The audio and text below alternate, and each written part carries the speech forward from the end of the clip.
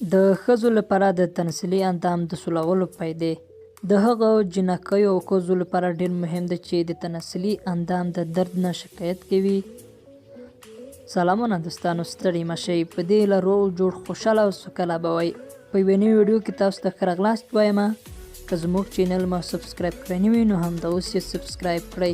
همدارنګه د ګنګړۍ نشان هم ووهئ چې راتلونکي ویډیوګانې تاسو ته تر ټولو ژر ورسیږي.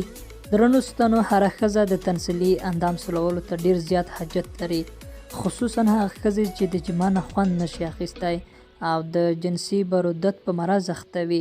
نو د تناسلي اندام سولول هغوی سره په زیات شوق مرسته کوي او د هغو ښځو سره هم مرسته کوي چې د جما نه زر خوند نشي اخیستی. نو د سولولو په وجه هغه زر فارغېږي. نو کله چې ښځه زر فارغه شي، سړی به هم بیا د زر خلاصېدو شکایت نه کوي. نو راځئ چې ځینې نورو فوایدونه یې ځان خبر کړو. لومړی، د تناسلي اندام د حوض یا ډنډ درد کموي.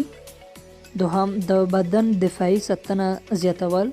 دریم، کله چې ښځه شهوت نه لري او جما ونه کړي نو کس یې مثانې طرف ته دننه ځي او رحم هم بندېږي. نو د کس سولول د دغه کارونو مخنیوی کوي. څلورم، کومې ښځې ته چې تشې متیازې ډېر ورځي نو د کس سولولو سره هغه برابرېږي. پنځم، د بواسیرو مخه نیسي. شپږم، د کس عمومي شکل ورسره ښایسته کیږي.